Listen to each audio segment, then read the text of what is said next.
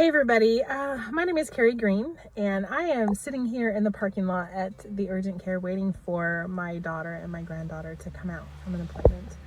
And I have been battling back and forth and up and down, and I've written and rewritten what I should say in this video, but I thought now is probably as good a time as any to record the first video for this channel, right? So if you're here, I want to explain a little bit about what we're going to be doing, and I hope that you will like and subscribe so that we can watch the channel grow.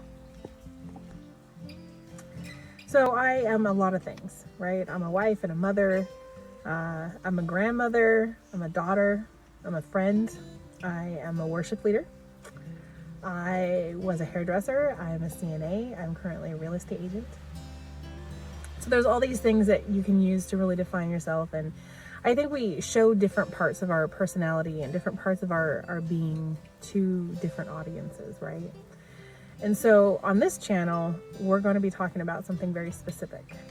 On top of all of those really great things, I'm also the mother and caregiver of a child victimized by criminal sexual predatory violence. And I'm the ex-wife of that predator.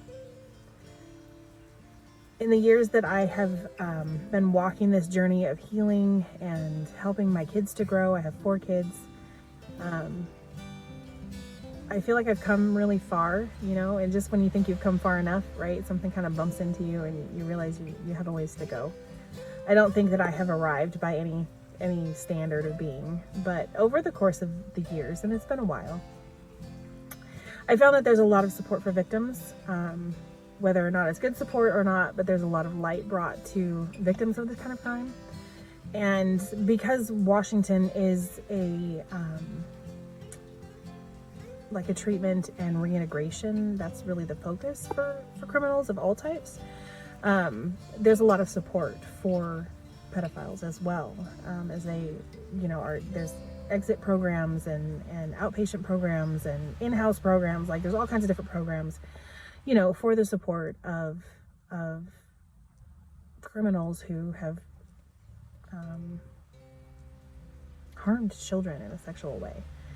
And so during that journey, I really found myself to kind of be on my own, I guess, as far as having support, really understanding, or having people who went before me, you know what I mean? I was greatly blessed to have people around me who knew who I wanted to be and who I wanted to be as a mom and who I wanted to be as a person, who continued to remind me where I needed to go and what I needed to do to continue to heal. Healing became very important to me. I'm a person of faith. I believe in Jesus a lot. I'm a worship leader. And I really found that the cliches and the things that we say to people that are absolutely true, like cast your cares on Jesus and leave your burdens at the cross. It sounds really good, and I've lived in that for a long time. But when this happened in my life, I really found that as I was packing up all my burdens to take them and leaving at the cross, and I'm okay, here you go, I'm just gonna leave this here, and I turn around and I face these beautiful faces of the 4 children that I have. And they were too young to know even what it meant to heal. They were too young to know that they were even damaged yet. And yet, in their baggage, they brought these beautiful little packages that was their heart, but that now had this insidious, twisted, malignant thing that was going to grow as they developed if healing wasn't found. As I contemplated what that meant for my kids and what that really meant for me as far as just being able to leave those burdens there and walk away, I knew and understood that I had to be an example of healing, not a preacher of healing. And we as mothers, we tend to really be a little bit on the martyrdom side. We want to just focus on our kids and get our kids better. But the reality is that when this kind of crime happens in your life, it isn't something that you can stuff down. It's not something that you can get over tomorrow. And it really changes the way that you view the world and the way that you view yourself. and how you respond to the world. And I think too many of us have gotten to a place of functionality where we're functioning, we're getting through the day, but we're not healed. And I believe that there is life after this kind of tragedy. I believe that there is hope and healing. And I believe that we have the power to come together as caregivers for these children, to begin to heal ourselves, and then to be able to turn and face the future generations and help them to heal. As I've spoken to women over the course of the last 15 years, I really have come to the conclusion that I am in a different place than many. I can count on one hand the amount of women my age who weren't touched by criminal violence like this, whether it was dad or uncle or, whatever. And so many women were told in my generation, okay, well, I'm sorry that Uncle so-and-so did what he did at the family reunion. Next time you just stay away from them. Or, I'm sorry that dad did this thing. We'll just put a lock on your door. To the point also of being blamed and finding jealousy from their mothers. And then the reality of all of this situation is that criminal people are going to be criminal people. But when we have the resources and the person who's supposed to protect us, right? Crazy people are going to be crazy. Criminals are going to be criminals. But when we are the victim, and I'm convinced that if our caregivers of these victims can't stand up and stand for their children and figure out the next right thing to do for them and their families, it can be a really, really, really long journey towards healing. And that is why I wanted to create a podcast. I'm working on a book, and I believe very strongly that we can unite and support one another, that there can be life after this kind of thing, that there can be healing, there can be hope, there can be beautiful, amazing things that can rise out of the ashes.